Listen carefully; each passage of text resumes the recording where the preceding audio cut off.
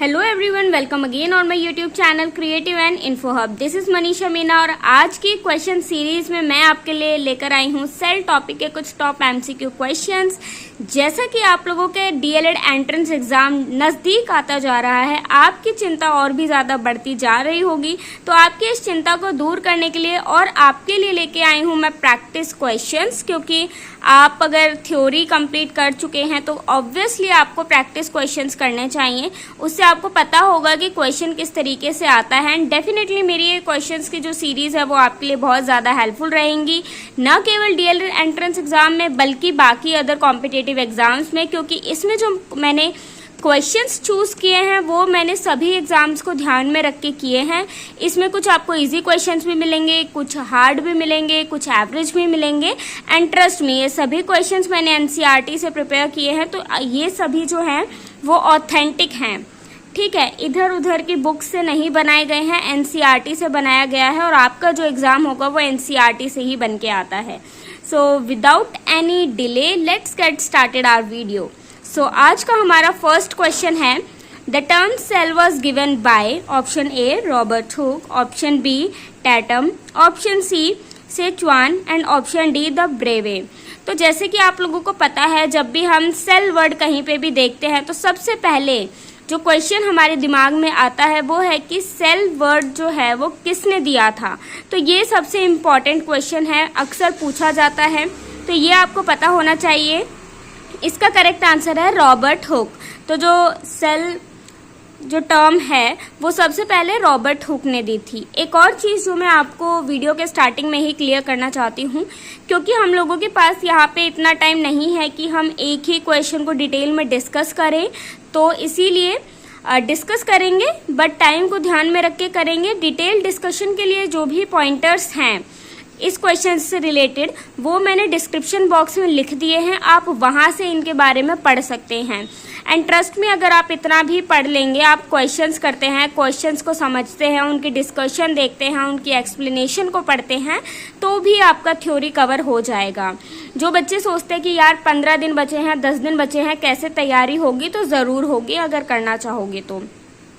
Then next question है, the membrane around the vacuole is first option tonoplast, option B leucoplast, option C cytoplast and option D amyloplast. तो यहाँ पे आपका correct option हो जाएगा tonoplast. जो vacuole के पास में जो हमारी मेम्ब्रेन होती है, जो झिल्ली होती है, उसको हम क्या बोलते हैं, टोनोप्लास्ट। उसके बाद हमारा जो थर्ड क्वेश्चन है वो आपके लिए है, the plant cell wall is termed as what. तो इसका आंसर आप मुझे कमेंट में बताएंगे कि जो प्लांट सेल की वॉल होती है उसको हम किस नाम से जानते हैं।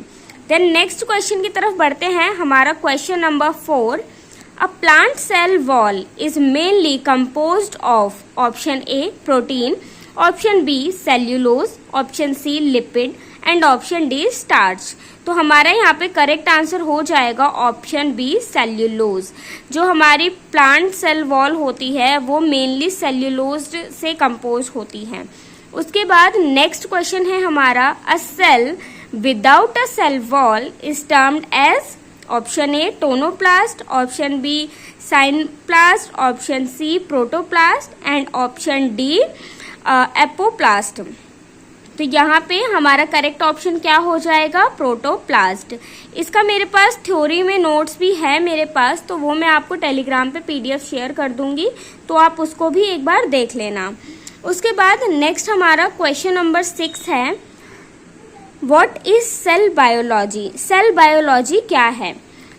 Option A study of cell division only, option B study of cancerous cell, option D study of cell structure and function, option D study of metaphase of a cell. तो जो हमारा सेल बायोलॉजी होती है वो हमारी study होती है किसकी, स्ट्रक्चर और फंक्शंस की स्टडी को हम क्या बोलते हैं? Cell biology. तो अभी तक हमने टोटल 6 क्वेश्चंस डिस्कस कर लिए हैं और बहुत ही इजी क्वेश्चंस थे। आई होप आपको समझ में आया होगा, आपको पता चला होगा कि टॉपिक से क्वेश्चंस किस तरीके से बनते हैं।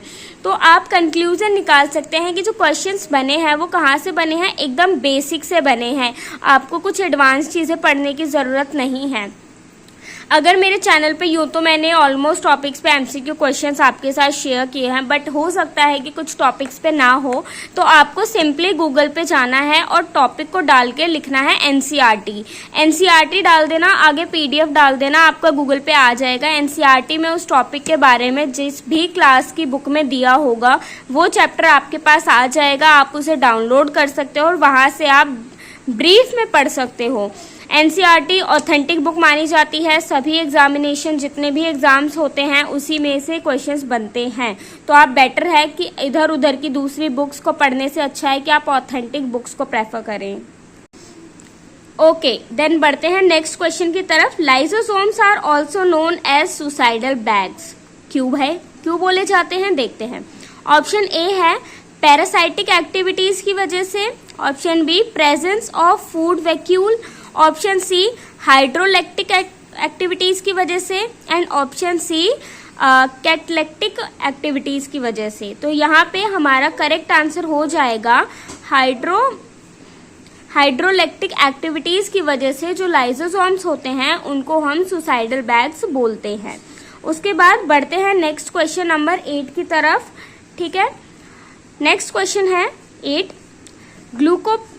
ग्लूकोलिपिड्स in the plasma membranes are located at, option A inner leaflet of the plasma membrane, option B the outer leaflet of the plasma membrane, option C evenly distributed in the inner and outer leaflet, option D it varies according the cell types। ठीक है, यहाँ पे मेरे ख्याल से it varies होना चाहिए था, बट इट्स ओके। एग्जाम में भी ऐसा हो सकता है कि एक आधे वर्ड्स की मिस्टेक हो जिसकी वजह से क्वेश्चन का जो ऑप्शन होता है या क्वेश्चन होता है वो थोड़ा सा चेंज आपको लग सकता है, बट जो भी होना नहीं चाहिए क्योंकि सीबीटी है, बट गलतियाँ हो जाती है तो इसको आपको ध्यान से पढ़ना है। आप इन छोटे छोटे मिस्टेक्स को तभी पता कर सकते हो तो आपने उसको पढ़ा है। तो यहाँ पे हमारा करेक्ट आंसर हो जाएगा option number B the outer leaflet of the plasma membrane. Then बढ़ते हैं हमारा next question number 9। What is cell? Cell क्या है?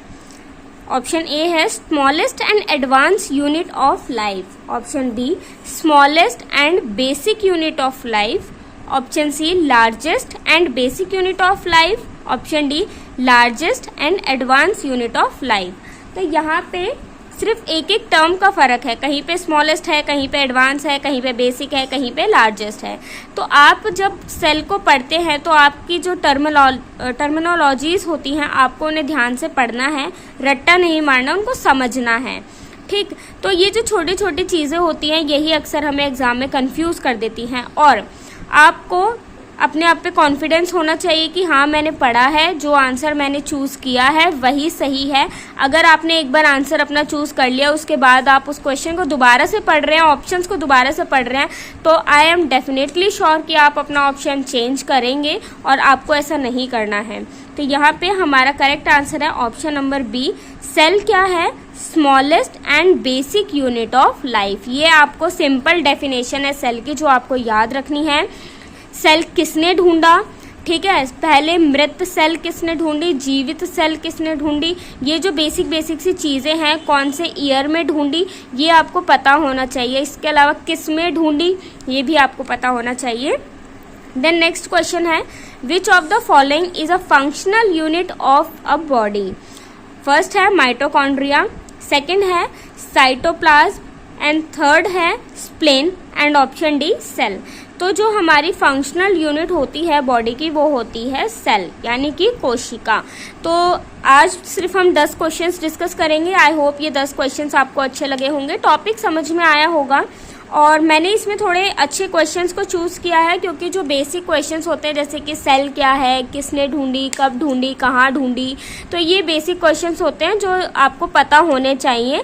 तो थोड़ा सा लेवल बढ़ाते हैं, तो इसीलिए कुछ अच्छे क्वेश्चंस हमने आज देखे हैं। इसके नेक्स्ट वीडियो में हम और अच्छे क्वेश्चंस देखेंगे। कोई भी डाउट है टॉपिक से रिलेटेड या कोई चीज़ समझ में नहीं आ रही है तो आप मुझे कमेंट करके पूछ सकते हो। एंड यस, चैनल को सब्सक्राइब ज़रूर कर लेना, क्योंकि ये चैनल आपके लिए आज भी और फ्यूचर में भी बहुत ज़्यादा हेल्पफुल होने वाला है। तो चैनल को सब्सक्राइब किए बिना तो बिल्कुल भी मत जाना। मिलते हैं नेक्स्ट वीडियो में, बाय।